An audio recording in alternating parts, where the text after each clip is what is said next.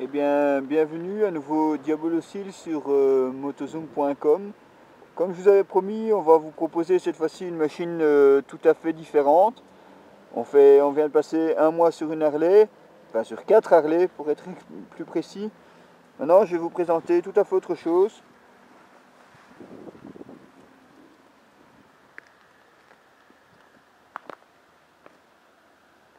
Voilà, donc je vous présente en fait une KTM, la KTM 690 SMC,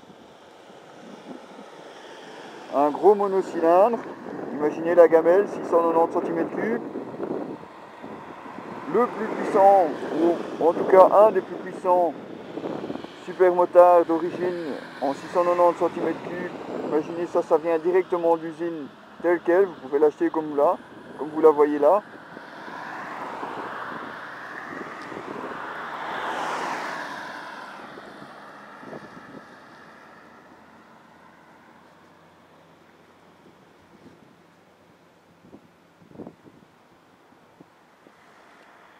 Unique frein avant, mais comme vous voyez, fixation radiale. Autant vous dire que quand on freine avec ça, il faut faire très attention car vous plongez rapidement d'avant et ça freine très très fort. Même chose pour l'accélération, ça accélère également très très fort, très sensible à la poignée droite. Il faudra, en tout cas pour les débutants, vous aurez peut-être mieux éviter ou alors vraiment avec très très grande prudence parce que c'est pas facile à maîtriser aussi bien au freinage qu'à l'accélération.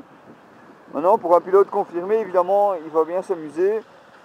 Ça a du répondant, ça a du mordant, ça pêche vraiment très très fort. Voilà le contour. Donc comptez en général en dessous de 3000, il n'y a pas moyen, ça cogne. Donc il vous reste de 3 à 8000 où vous pouvez vraiment exploiter le moteur. Moteur qui vous permet toutefois de monter malgré le monocylindre, de monter facilement au-dessus de 120 km/h. On évitera quand même les grandes routes, d'une part à cause de la position où on prend quand même pas mal le vent, d'autre part c'est pas sa spécialité et elle risque très vite de guidonner. Du moins on a eu la blague plusieurs fois pendant nos sorties. En grande ligne droite, en belle accélération, dès qu'on approche un peu plus de 120 km/h, l'avant a tendance un petit peu à guidonner. Peut-être dû au revêtement de la route également, on ne l'a pas eu à chaque fois, donc ça se pourrait bien aussi, mais il faudra vous méfier. Les deux points peut-être qui sont embêtants, la hauteur de selle, très très haute, du mètre 80, on touche à peine par terre, enfin de mon mètre 80.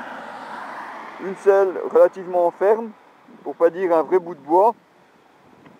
On ressent très très vite mal aux fesses sur cette moto malheureusement, parce qu'elle permet malgré tout le petit réservoir de 12 litres. On est passé facilement à 190 km. Avant, on n'avait même pas encore allumé la réserve. Pas allumé la réserve avant 190 km, c'est pas mal.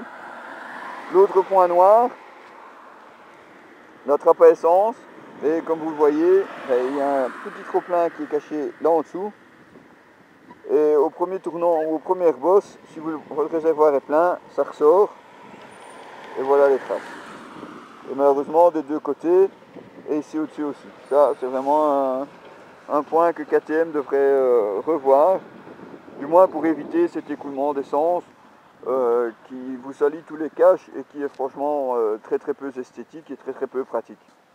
Le bouchon lui-même d'ailleurs n'est pas très facile à ouvrir.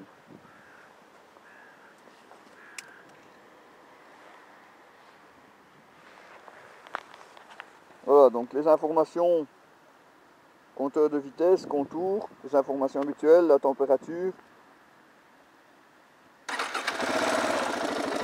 Et évidemment, je ne pouvais pas vous faire traiter ça.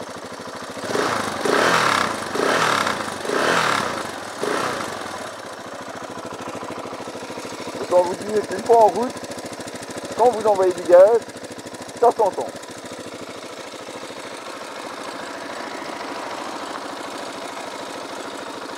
Voilà, donc c'était Diabolocyle pour motozoom.com. On va rentrer la KTM. Et on reste dans l'agence pour la prochaine. Plus chez KTM cette fois-ci. Ça sera une Ducati. Vous verrez très bientôt laquelle. Merci, à bientôt.